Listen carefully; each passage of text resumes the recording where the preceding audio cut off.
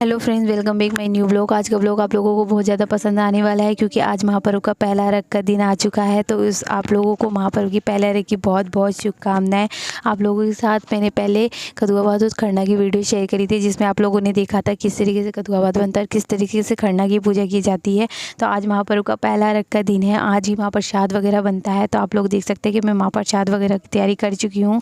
और महाप्रसाद बनाने के लिए अलग से गेहूँ को धोया जाता है और अपनी आँखों के सामने सुखाया जाता है। इस बात का ध्यान रखा जाता है कि कोई कौवा या कोई पक्षी आकर के उसे जूठा ना कर दे और उसको सामने ही रह करके सुखाया जाता है। उसके बाद इसे मोटे दाने में पिसवाया जाता है क्योंकि जो ठेकुआ बनता है वो गेहूं के मोटे आटे से बनता है। तो यहाँ पर आज महाप्रसाद बनाने के लिए नए चूल्हे का यूज़ किया जाता है। चूल्हे की पूजा की जाती है। तो यहाँ पे आप लोग देख सकते हैं कि यहाँ पे चूल्हे की पूजा वगैरह हो गई है।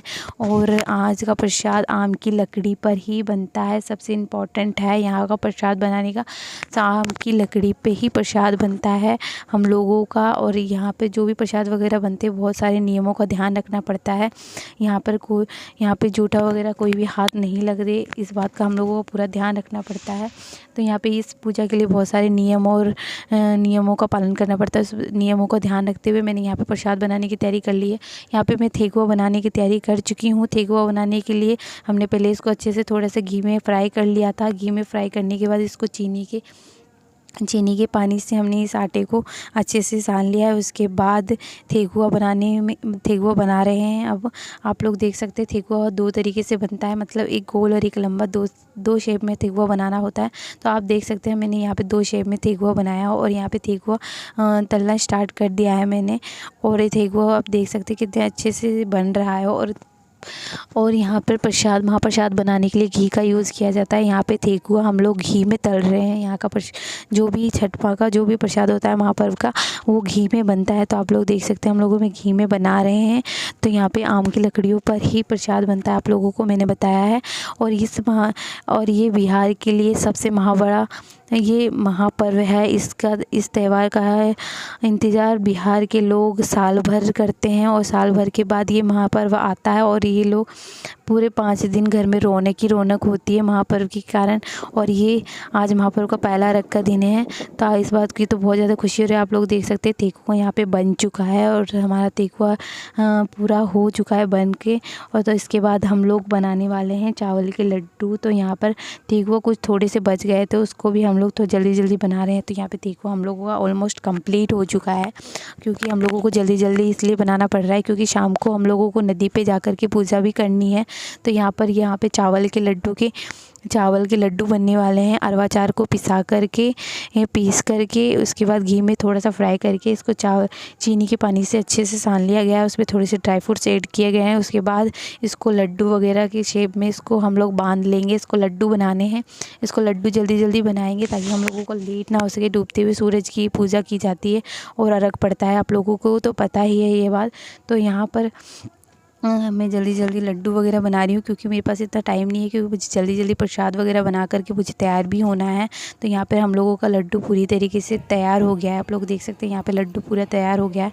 यहाँ पर हम लोगों को जल्दी से फल वगैरह भी धोना है जिसके बाद हम लोग डलिया सजा सके।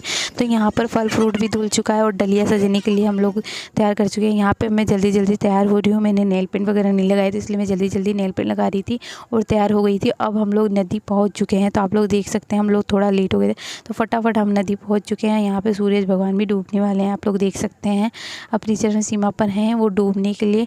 तो यहाँ पर पहले बता दूं कि हम लोगों का डूबते हुए सूरज की अर्घ इसलिए आज पूजा की जाती है क्योंकि हम लोग ये प्रार्थना करते हैं अपनी छठ मैया से और दीनानाथ जी से कि वो जो अपने साथ जो डूब रहे हैं हम लोगों का सारा दुख दर्द, हम लोगों का जीवन में जितने भी अंधकार है वो सारा लेके आज वो डूब जाएँ। इसलिए हम लोग आज दीनानाथ और सूरज मतलब छठ मैया की पूजा करते हैं कि वो हम लोगों के सारे जीवन में जितने भी दुख दर्द है, कष्ट हैं, जितने भी अंधकार है सब कुछ ख़त्म कर दें। और आज हम लोग देखते हैं छठ मैया को अर्घ दे रहे हैं। डूबते हुए सूरज को जल पड़ता है, दूध और जल दोनों का अर्घ पड़ता है। तो आप लोग देखिए हम लोग अर्घ दे रहे हैं। उसके बाद हम लोग सुबह का वीडियो भी आप लोगों के साथ शेयर करेंगे जिसमें आप लोग देखिएगा कि किस तरीके से तो ये है सुबह का वीडियो का, जिस पे आप मैं सुबह सुबह जल्दी उठी थी। 2 बजे उठ के मुझे खाना पीना बनाना था। मैंने जल्दी से खाना वाना बना के रेडी हो गई हूँ और 5 बजे सुबह हम नदी पर पहुँच गए थे। उगते हुए सूरज की यहाँ पे पूजा की जाती है। उगते हुए सूरज की अर्घ देते हैं हम लोग यहाँ पर भी।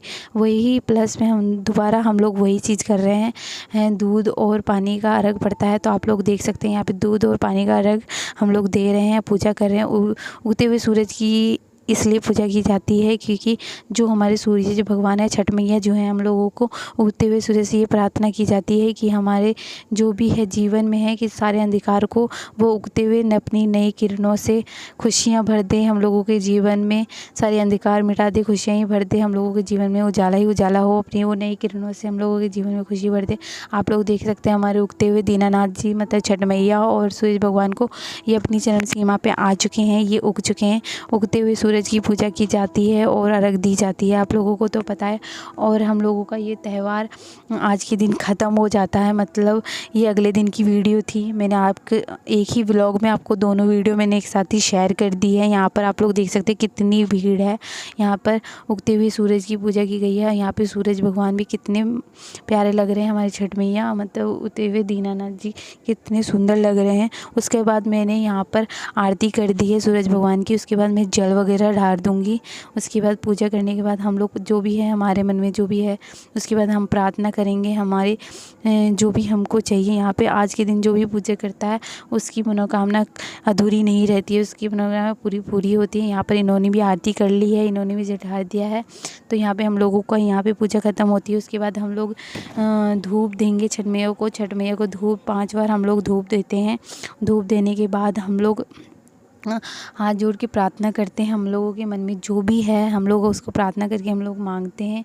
हम लोगों को जो भी चाहिए, हम लोगों के दिन में जो भी बात होती है हम लोग छठ मैया को बताते हैं, बात करते हैं।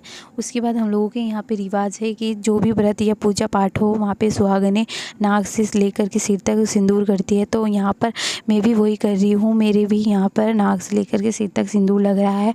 और हम लोगों के यहाँ पर ये मोस्ट इम्पोर्टेंट है। आज है सोमवार, आज है अष्टमी का दिन। तो आज हम लोग शिव शंभू को भी जल ढार के आए हैं। आज हम शिव शंभू के पास भी मंदिर गए थे, तो हम यहाँ पर ये भी पूजा कर चुके हैं। उसके बाद हम लोग पूजा करने के बाद सीधे आ गए हैं घर। जो मैंने सुबह 2 बजे उठ कर के खाना बनाया है, आज बनाया है दाल चावल और यहाँ पे मैंने सब्ज़ी में बनाया है गोभी आलू की सब्ज़ी, चटनी, फली की सब्ज़ी, पकौड़ी और पापड़ और बैगन की सब्ज़ी। आप लोग देख सकते हैं मैंने यहाँ पे ये खाना बनाया है। आज का खाना हम लोगों का थोड़ा स्पेशल होता है, तो आज का खाना ये है हम लोगों का। तो उसके बाद के घर में बहुत ही अच्छा खाना बना होगा और सभी ने बहुत अच्छा खाना बनाया होगा, क्योंकि आज के दिन हम लोगों के घर में सभी के घर में अच्छा खाना बनता है। तो आप लोगों को छठ पूजा की बहुत बहुत शुभकामनाएं। आप लोगों का छठ पूजा बहुत ही अच्छा गया होगा उम्मीद करती हूँ। और मैं ये भी साथ ही साथ ये भी प्रार्थना करती हूँ कि आप लोगों ने जो भी छठ मैया से मांगा है वो आप लोगों को सभी को मिले और आप लोगों की प्रार्थना पूरी हो। तो इसी के साथ हम यहाँ पे वीडियो को एंड करते हैं। मिलते हैं किसी नेक्स्ट वीडियो में। जब तक के लिए बाय बाय।